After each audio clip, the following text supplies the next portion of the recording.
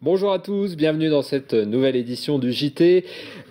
L'accueil des enfants de moins de 3 ans est menacé, c'est le constat des parents d'élèves de l'école Jacquard de Brest. Au moment où l'on parle des rythmes scolaires, certains craignent des classes à plus de 30 élèves. C'est le cas de notre invité Marc Le Pouliquin, parent d'élèves à l'école Jacquard de Brest. Tout de suite, l'actualité de ce jeudi 14 juin 2012 dans le Finistère. La compagnie aérienne Britair à Morlaix est-elle en zone de turbulence? C'est la question que se posent les syndicats à la direction.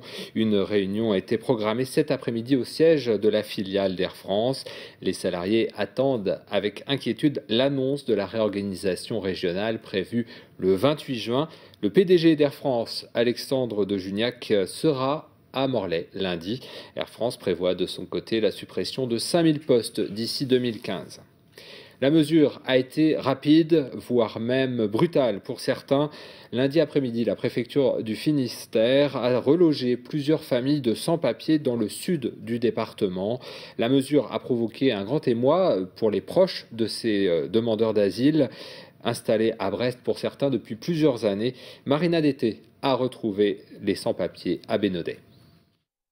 Début de semaine mouvementé pour une trentaine de demandeurs d'asile. Ils ont dû quitter Brest pour retrouver un logement à Tréguin et Bénodet sur décision de l'État. C'est d'ici, de la gare routière, qu'ils sont partis. La raison qui est mise en avant par l'État, c'est la contrainte budgétaire.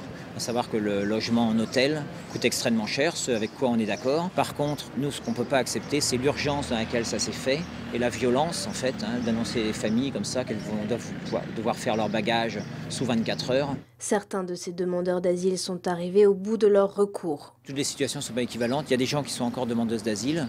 Et il y a des personnes qui sont effectivement déboutées du droit d'asile. Ça va être compliqué, donc on est plus sur des questions après de personnes sans papier. Donc il y a des recours qui sont plus à demander des titres de séjour au titre de la vie privée et familiale, au titre de leur insertion en France. Peut-être un espoir pour Azaya et Doulgoun, sa fille de 6 ans. Cette famille originaire de Mongolie était installée à Brest depuis 3 ans. Elle loge désormais dans ce centre de vacances à Bénodet. Aujourd'hui, on est là, on est coincé ici, je sais pas, demain, pour après, je sais pas du tout. Doulgoun était scolarisée à Brest, elle est aujourd'hui en vacances forcées, 3 semaines avant la fin de l'année scolaire. J'ai envie d'aller à l'école et parce que je manque mes copains et mes copines. Bagui est une amie de la famille, elle tient un restaurant à Brest et se dit prête à aider Azaya. Avec mon mari et moi, on a prêt à aider pour ça, pour embaucher, pour trouver. Après, même travail, logement, tout ça, ça peut faire. Sauf, il manque papier. Quelqu'un qui essayait d'installer, quelqu'un qui essayait d'intégrer, quelqu'un qui essayait de travailler, apprendre la langue. Ça, c'est une volontaire. Reste à savoir quand Azaya, sa fille et les dizaines d'autres sans-papiers seront fixés sur leur sort. Le deuxième tour des législatives, c'est ce dimanche. Sur la circonscription de Morlaix, 2 femmes s'affrontent. Marie-Lise Lebranchu pour le PS et Agnès Lebrun pour l'UMP. Mais au final, c'est peut-être bien un homme qui siégera à l'Assemblée. Explication avec Pauline Ferco. C'est pour les élections législatives. Avec Yvon, je suis le suppléant de Marie-Lise Lebranchu. Mettre son visage sur le nom d'une autre. C'est à cela que Gwenegan Buis travaillait ce jeudi matin en faisant du porte-à-porte à Saint-Égonnec. Le suppléant de Marie-Lise Lebranchu a de grandes chances de se retrouver député à plein temps puisque la candidate du Parti socialiste occupe déjà un poste de ministre. Une situation qui ne lui semble pas insolite, bien au contraire. Un député se présente toujours avec un suppléant depuis que les élections législatives existent. Et donc il n'y a rien de nouveau sur le territoire. En plus, Marie-Lise a déjà eu un suppléant en la place de Yvon Abivin qui a assumé la responsabilité pendant 5 ans. Donc dans la 4e circonscription, les citoyens sont habitués, il n'y a pas de souci. Donc oui, ça met des responsabilités, mais quand on s'engage, quand on accepte d'être suppléant, on accepte aussi cette éventualité. Pendant ce temps, Agnès Lebrun démarche les électeurs du marché de Carantec et la candidate UMP de la circonscription de Morlaix est loin d'être d'accord avec la situation du suppléant socialiste. C'était véritablement de la publicité mensongère, c'est extrêmement malhonnête. Il ne faut pas être surpris que les gens se désintéressent de la politique quand on fait la politique de cette façon. Madame Lebranchu fait campagne sur son nom, comme elle l'avait fait il y a quelques années pour les municipales, tout en disant très clairement « Votez pour moi, je ne serai jamais votre député, je veux juste rester ministre, permettez que je reste ministre ». C'est une drôle de profession de foi. Quoi qu'il en soit, les candidats se rejoignent sur un point, motiver la population à aller voter dimanche pour éviter le taux d'abstention record enregistré la semaine dernière. La Brestoise Laurie Tillman, Miss France 2011, sort un livre ce jeudi. Dans ce journal d'une vie intitulé « Le métier de paraître », l'ex-Miss France revient sur son quotidien pendant les quelques mois de son règne. Le livre est édité par les éditions Dialogue. Laurie est d'ailleurs invitée ce jeudi au café de la librairie Dialogue. Elle sera en dédicace ce samedi à partir de 14h30 au même endroit. Les parents de l'école Jacquard de Brest sont en colère. À la rentrée prochaine, l'école n'accueillera plus d'enfants de moins de 3 ans. Marc Le Pouliquin, bonjour. Bonjour. Vous êtes parent d'élèves et membre du collectif École en danger. Vous avez décidé de protester contre cette suppression en organisant une classe pirate. Alors, de quoi s'agit-il? Oui, vendredi à 17h, nous comptons faire une porte ouverte en fait pour une classe pirate qui se tiendra en septembre si l'inspection académique ne revient pas sur les 2 suppressions de postes, mais en particulier la suppression de postes en maternelle qui touche l'école Jacquard cette année. Alors pour bien comprendre, en fait, l'école Jacquard est un groupe scolaire dans lequel il y a à la fois des classes de maternelle, des classes de primaire. Et l'inspection académique a décidé de supprimer 2 postes sur l'ensemble de ce groupe. Il y a un poste scolaire. de RASED en fait. De RASED, c'est... Donc c'est les réseaux d'aide pour les enfants handicapés.